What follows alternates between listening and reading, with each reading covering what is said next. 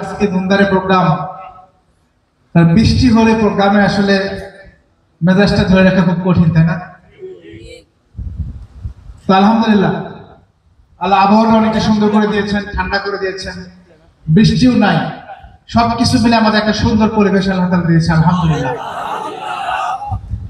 আমাদের দুইজন আলোচিত বক্তা এখানে আছেন, দুই মুহতারাম আজকে সকালবেলা ঢাকায় গিয়েছিলেন। আমি যতটুকু জানি সম্মানিত আমির জামাতের ডাকে বিশিষ্ট আলেমরা ঢাকায় গিয়েছিলেন তাদের সাথে মত বিনিময়ের জন্য। আজকে জামাত ইসলাম যেদিকে যাচ্ছে, বাংলাদেশের মানুষ জামাত ইসলামকে যেভাবে গ্রহণ করছে, স্বাভাবিকভাবে এটি প্রয়োজন দেখা দিয়েছে। এই বাংলার মানুষ যদি আগামী দিনে জামাত ইসলামকে বাংলাদেশের পরিচালনার জন্য পরিপূর্ণভাবে দায়িত্ব দেয়, তাহলে আমাদের সর্বশ্রেণী মানুষের পরামর্শ আমাদের অনেক বেশি জরুরি।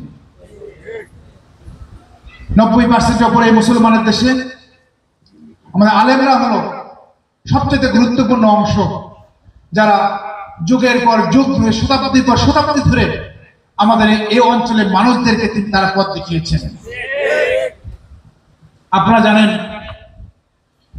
সেই ব্রিটিশ বিরোধী আন্দোলনের সময় যখন আমাদের এই অঞ্চলে মোগল সাম্রাজ্য ছিল, সেই মোগল সাম্রাজ্য যখন ধীরে ধীরে ধ্বংসপ্রাপ্ত হয়ে যাচ্ছিল মারাঠাদের আক্রমণে, ঠিক তখনই আমাদের সমাজের সেই সময় বিখ্যাত আলেম দিল্লি থেকে তিনি শাহ ওলিউল্লাহ রহমতুল্লাহ আলাই, তিনি আহমেদ শাহ আবদালী, তখন ভারতীয় উপমহাদেশের সর্বশ্রেষ্ঠ শাসক ছিলেন, আফগানিস্তানের শাসক আহমেদ শাহ আবদালীকে চিঠি দিয়েছিলেন দিল্লির মসনদকে রক্ষা করার জন্য।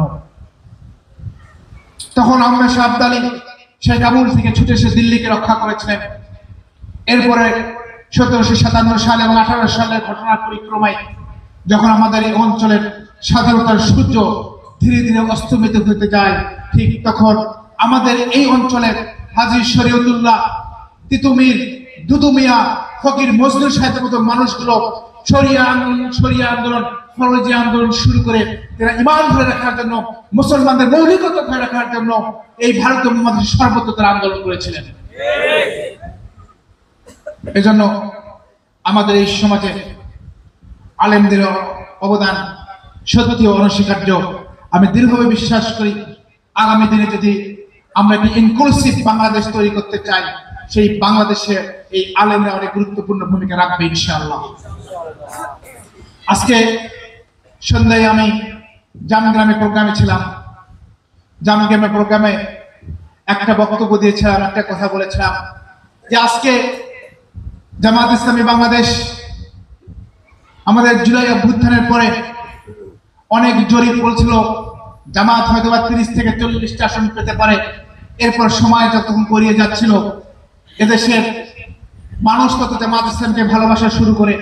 এরপরে জরিপগুলো বলে জামাত হয়তো 70 থেকে 80টা আসন পেয়ে যেতে পারে। এরপরে আপনারা দেখেছেন সম্প্রতির সময়ে দেশি বিদেশি জরিপগুলো যেভাবে একের পর এক রিপোর্ট প্রকাশ করছে, বিশেষ করে ডাকসু এবং ডাকসুদের বিজয়ের পরে বাংলাদেশে যে গণজোয়ার তৈরি হয়েছে, এরপর থেকে আজকে এটি আশ্চর্য হলে আমরা ব্যতিক্রম কিছু হবে না। বাংলাদেশ যেদিকে যাচ্ছে, জামাত ইসলাম নয়, বাংলাদেশের জনগণ জামাত ইসলামকে একটা নতুন চমক দেবে ইনশাআল্লাহ।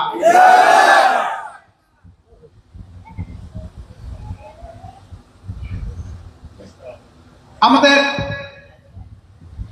এদেশের জনগণের মাঝে একটা গণজাগরণ শুরু হয়েছিল,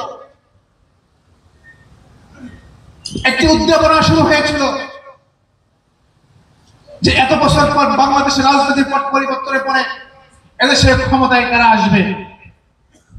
ক্ষমতায় রাজনীতি, ভোটের রাজনীতি, ভোট না আসতে এক শ্রেণীর মানুষের উদ্ভব হয়, যারা আগের মতোই একই আচরণ তৈরি করে, একই চরিত্র নিয়ে জনগণের কানে অতিষ্ঠ হয়ে যায়, জনগণের সামনে চলে আসা করে, জনগণকে এমন ভাবে অতিষ্ঠ করা শুরু করে, জনগণ বাধ্য হয়ে আজকে জামাত ইসলামকে বেছে নিয়েছে আগামী দিনের বাংলাদেশ পরিচালনার জন্য। আজকে আমরা যখন আমাদের এই কার্যক্রম চালিয়ে যাচ্ছিলাম, আমাদের বিরুদ্ধে তো কথা বলার লোকের অভাব নাই, তাই না? একটু আগে গাড়িতে আসছিলাম, আমার ভাইদের সাথে একটু খোশ গল্প করতেছিলাম। এক ভাই বলতেছিল, ভাই অমুক নেতা তো 10টা বক্তব্য দিলেন, 10টা বক্তব্যের 60% আপনাকে নিয়ে বক্তব্য। আমি বললাম এটা তো আমার সৌভাগ্য যে এই অল্প সময় কাহালুনন্দী গ্রামে 16টা ইউনিয়নের 650 গ্রাম আছে, সব গ্রামে আমি দিনে একবার করে গেলেও আমি শেষ করতে পারতেছি না। তো আমার ভাইরা আমার কিছুটা হলে কাজ আগে দিচ্ছে। আবার এক ভাই বলতেছেন, আপনার বিরুদ্ধে যে আমি অপপ্রচার চালাচ্ছে, আপনাদের কিছু বলা উচিত। আমি বললাম, দেখেন আমরা যে আন্দোলন করি, আমাদের আদর্শ হলো লাকাদ কানা লাকুম ফি রাসূলিল্লাহি উসওয়াতুন হাসানা। আমাদের জন্য সর্বশ্রেষ্ঠ হলো আদর্শ হলো রাসূল করিম সাল্লাল্লাহু আলাইহি ওয়াসাল্লামের আদর্শ। সে আদর্শ আমাকে শিক্ষা দিয়েছে মন্দের বিপরীতে আমাদের ভালোতে জবাব দিতে হবে। যারা আমাদের সমালোচনা করছে, যারা আমাদের বিরুদ্ধে মিথ্যাচার করছে, যারা জনগণকে বিভ্রান্ত করার চেষ্টা করছে, আজকে তাদের ভুলে যাওয়া উচিত নয়। জনগণকে বিভ্রান্ত করার দরকার নেই। আপনারা যেমন জনগণকে উদ্দিষ্ট করছেন, জনগণ একের পর আপনাদের ত্যাগ করা শুরু করে দিয়েছে। এতদিন তো তারা ডিসেম্বরে নির্বাচন চাইতো, এখন দেখেছেন গত 1-2 সপ্তাহের ভিতরে কোনো বড় নেতা নির্বাচন চাইছে আর কেউ আর নির্বাচন চাচ্ছে না। একজনের একটা ভিডিও দেখলাম, তিনি বলছেন আগের সরকার যদি আরো 15 বছর থাকতো, ডক্টর মোস্তফা ফয়সাল পাকের সাথে বাংলাদেশে আসতো না। জামাত ইসলামী বাংলাদেশ একটি আদর্শ সংগঠন, আদর্শিক সংগঠন। এই সংগঠন যাকে নমিনি বানাবে সেই পরিচালনা করবে, সেই প্রচারণা চালাবে। আমার আগে এই ময়দানে প্রার্থী ছিলেন অধ্যক্ষ মাওলানা তায়েব আলী হুজুর। তায়েব আলী হুজুর যখন প্রার্থী ছিলেন, জামাত ইসলামী এমন কোন সংগঠন নয় একজন প্রার্থী হবে 10 জন প্রচারণা চালাবে, এই আদর্শ জামাত ইসলামের কোনো আদর্শ নয়। আবার অনেকে বলছেন যে আমি এত বছর পড়েছিলাম। আমি সেজন্য বলেছি, বাংলাদেশের রাজনীতি যখন শুরু হয়, আমাদের রাজনীতি শুরু হয়েছে সেই স্কুল জীবন থেকে। সেই 99 সাল থেকে আমাদের রাজনীতি শুরু হয়েছে স্কুল জীবন থেকে। আমি যখন পল্লী উন্নয়ন একাডেমি ল্যাবরেটরি স্কুল অ্যান্ড কলেজে পড়তাম, এরপরে ঢাকা বিশ্ববিদ্যালয়, ঢাকা মহানগর, বাংলাদেশের ছাত্র রাজনীতি নেতৃত্ব দিয়েছি। আমার যখন সংগঠন প্রয়োজন ফিল করেছে আন্তর্জাতিক নামে কাজ করানোর, আমি তখন সেখানে নেতৃত্ব দিয়েছি, এখনো নেতৃত্ব দিয়েছি। আমির জামাত বলেছে দেশের মানুষের জন্য কাজ করতে হবে। যে অভিজ্ঞতা পেয়েছি দেশ বিদেশ থেকে, সেই অভিজ্ঞতা নিয়ে আমার কাহালুনন্দী গ্রামের মানুষের জন্য কাজ করার চেষ্টা করছি।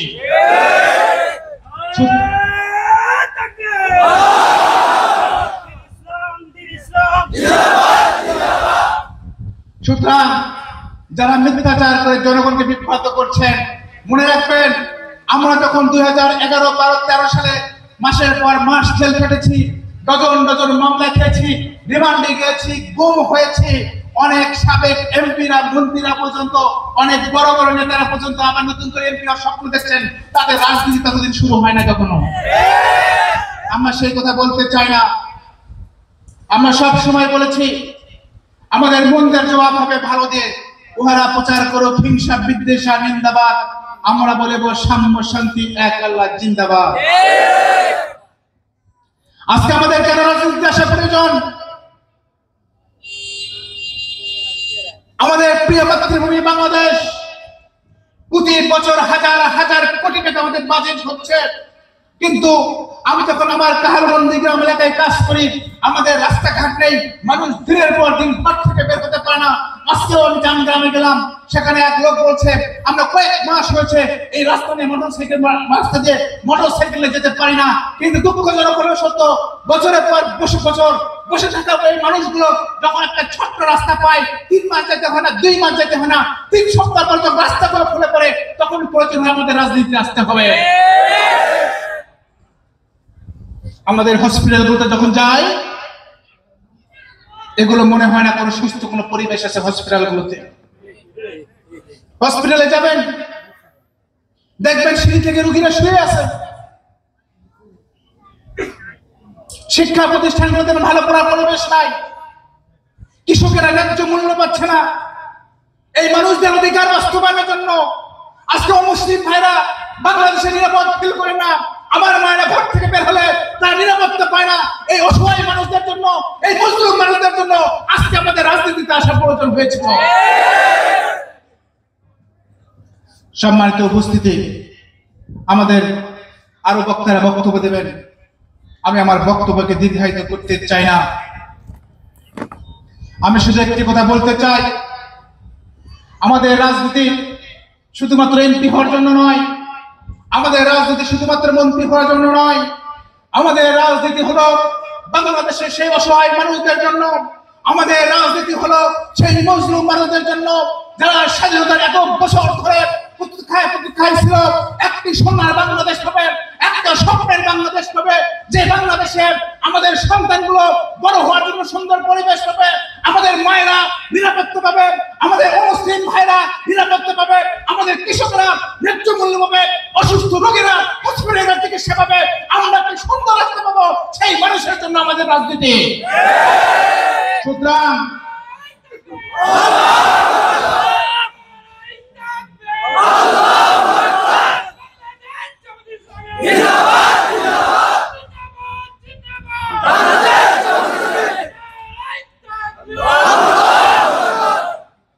আমার প্রিয় যুবক ভাইরা, আমি আপনাদের জেনারেশনের একজন প্রতিনিধি হিসেবে আজ এখানে এসেছি।